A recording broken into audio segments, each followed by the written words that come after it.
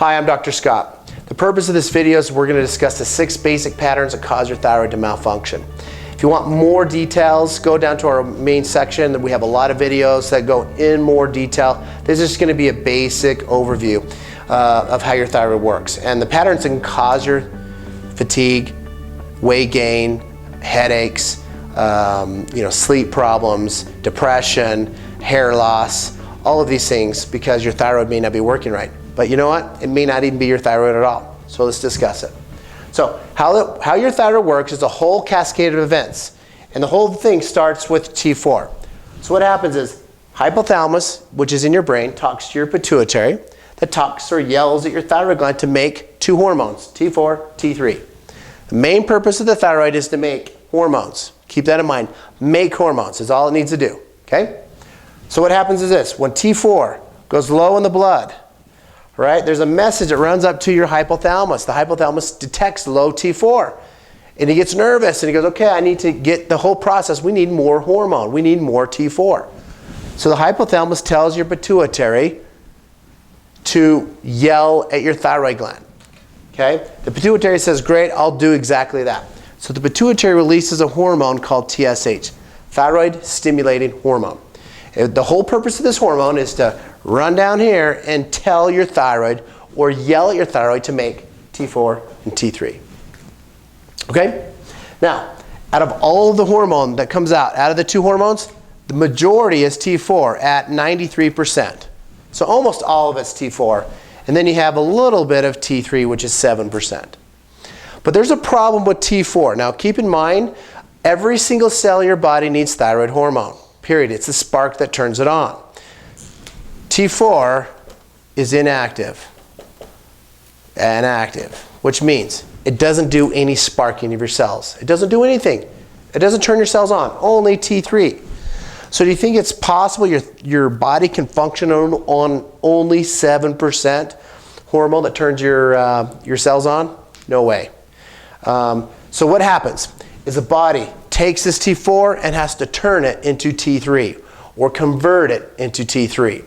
So here's what happens. There's a truck right here. Okay? And this truck is called the TBG truck, thyroid binding globulin. This is how all the hormone circulates in your body. So rolls up to the thyroid, throws T4 on there, and what it does is this TBG truck comes over here and drops it off to your liver. Okay? And what happens is T4 gets turned into T3 at your liver. Okay? Now it also drops it over to your gut as well. And so your gut will turn T4 into T3 as well. So between those two, that's where 80% of all the conversion takes place in your body is your liver and your gut. So think of this. Let's say you have a gut problem. Right? And your gut problem, because for this conversion to take place, it has to be healthy at your gut and your liver has to be healthy. So if you have a gut problem, right, and you're not converting T4 into T3, is it possible it could give you thyroid symptoms? I'm saying yes, absolutely. Is it a thyroid problem?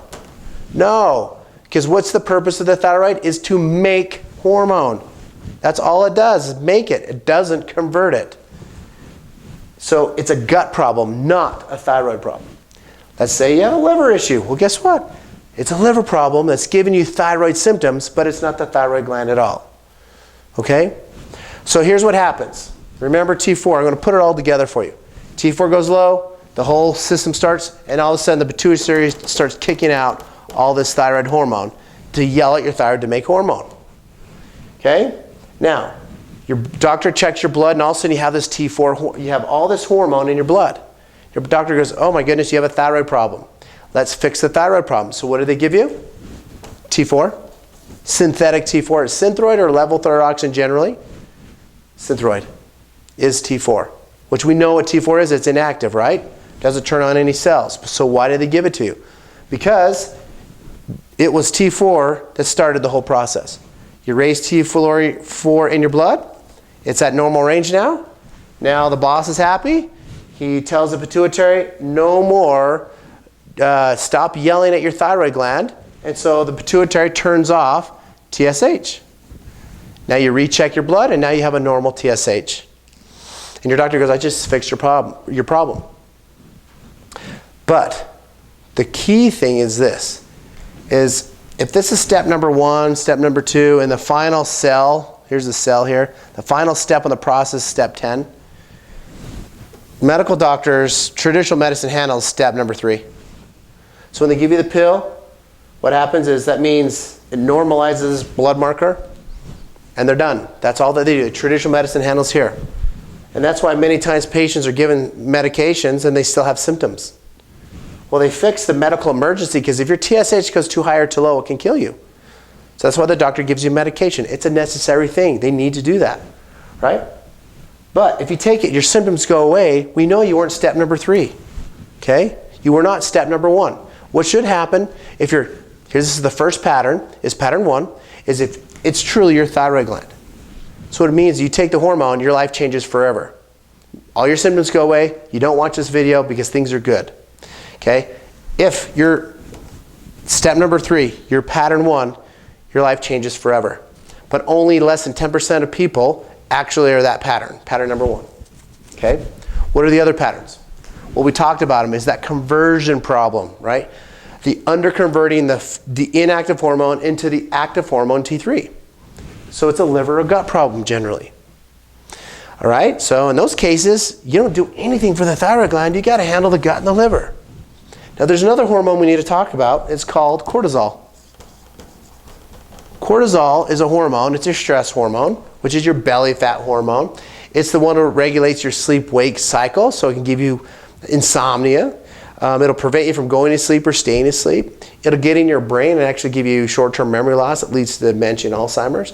Is responsible for 50% of all female and male hormone imbalances. Okay? And what cortisol also does, if it gets out of balance, prevents T4 from being converted into T3. Which means all this could be working right, but the cortisol is just throwing a wrench in the system. Okay? What else can go wrong? Remember these trucks. Okay, what if the truck gets a flat tire or whatever, and the truck just isn't transporting hormone? Could it give you thyroid symptoms? Yes. Is it a thyroid problem?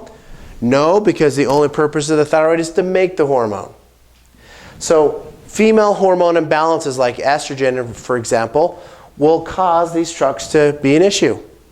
Okay? The other issue that can go on is it may be a problem in your hypothalamus, your pituitary.